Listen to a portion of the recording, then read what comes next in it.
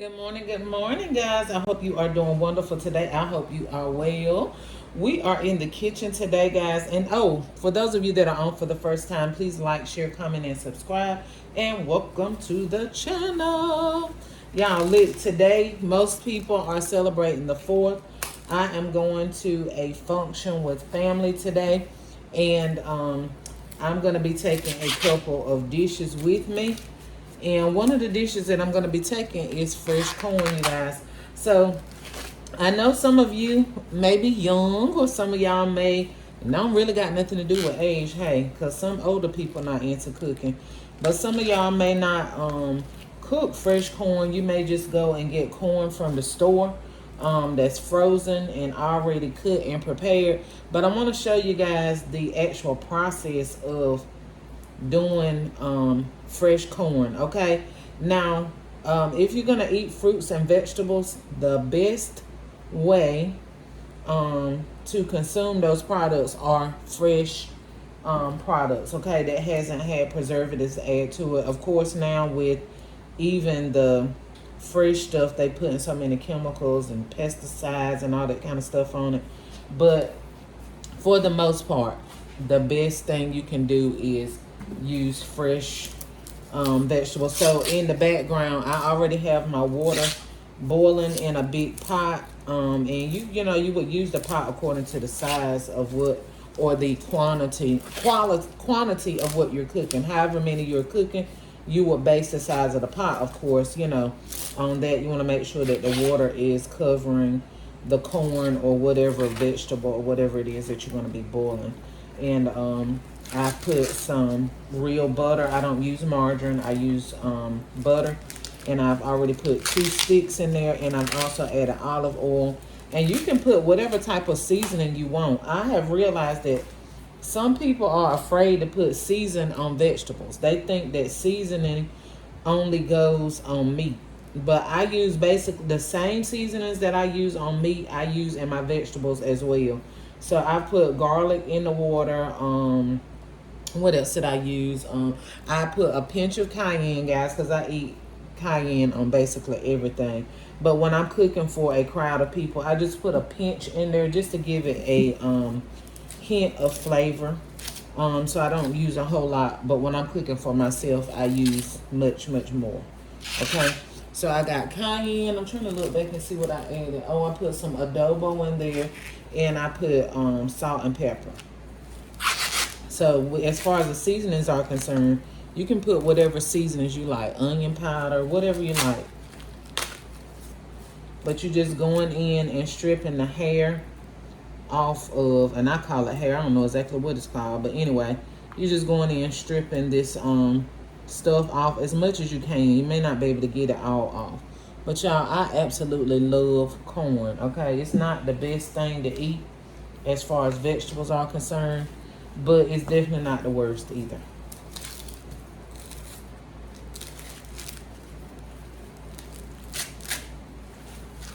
My husband plants fruits and vegetables. Sometimes I would definitely love to have corn. It got a lot of juice in there, y'all, so you might get splattered. Yeah, but I would definitely love to have some corn. But during this time of the year, you can get corn from, everybody has corn here in North Carolina anyway. It's one of the things that a lot of the farmers here grows.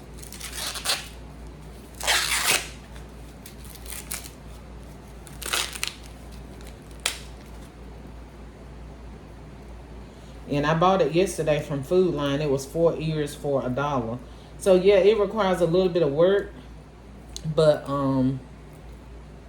like I said, it's much better, and it, God knows, tastes much better.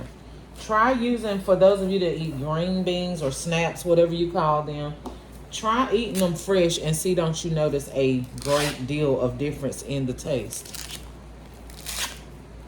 So I'm just going to continue on doing this, and we will be back. Okay, so we're going to go ahead and break all of our pieces in half. You can definitely leave them whole, but being that I'm going to a function and I don't want the corn to get misused, or for kids not going to eat a whole ear of corn, and some adults probably won't either.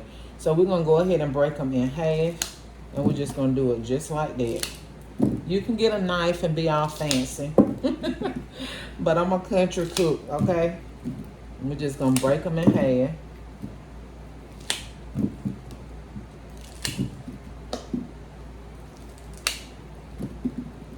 I probably should have got a few more, but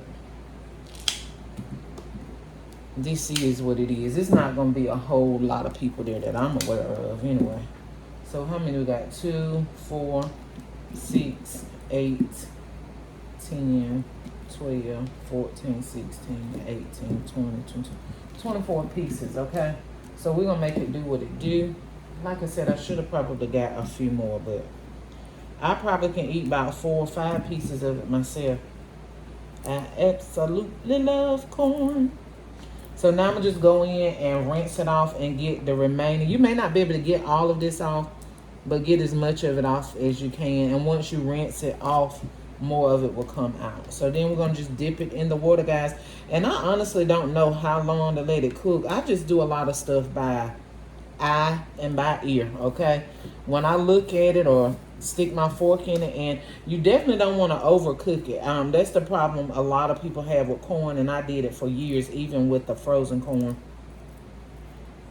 Boiling it too long, and then the pieces are all kind of like, they look real mushed in or something. That's because you have cooked it too long. So corn really doesn't require that long of cooking. I'm gonna say maybe about 30 minutes in hot boiling water. Maybe not even that long for fresh corn. Well, fresh corn, I'll say about 30. And for frozen corn, probably about 10 or 15 minutes. All right, y'all. Okay, so here's the corn in the pot, y'all. And I forgot to tell you, I did add some turmeric to this. I normally add turmeric to most of everything that I cook as well, just for the healing properties. Turmeric doesn't have a great big taste to it, but it does change the color and the health benefits to the food. So I do add turmeric to most stuff. So it was already at a boil, but when I added the corn, it slowed down, but it's picking back up now. And y'all, we will have a awesome pot of corn in just a little while.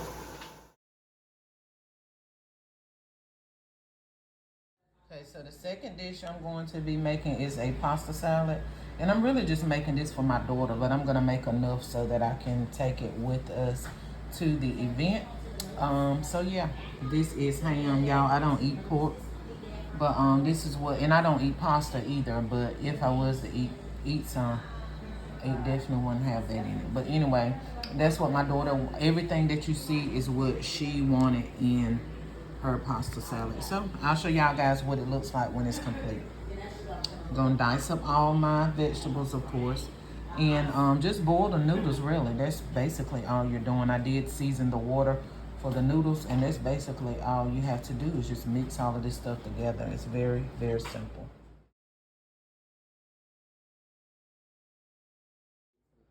Here is all the vegetables mixed together and the meat and everything. So the only thing I've got to add is the pasta once it gets done, and the cheese and the Italian dressing. And you can use Italian dressing of your choosing.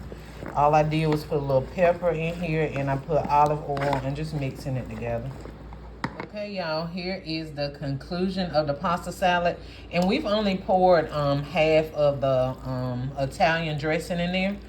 Because it's only going to just soak through. So we're going to wait till they start to eat it before we add the remaining of the dressing. And you can see I added regular spaghetti noodles as well. I tried to tell my daughter that we needed to get 2 boxes of rotini, but she's like, we only going to do a little small one. But anyway, I told her to add the pasta, the spaghetti pasta. That was the only kind I had in the cabinet to add with it, guys. But anyway, I really loved pasta salad, but being that I can't eat pasta anymore, I think it's a great dish. But hey, sometimes you can and sometimes you can't. Okay, all right, guys, let me know in the comments below if you are celebrating 4th of July, Independence Day, or if you're just chilling at home. Let me know in the comments below. So she over there. She over there now. You know the Neva Chavis. She ain't over there. Well, that used to be Chavis Farm years ago.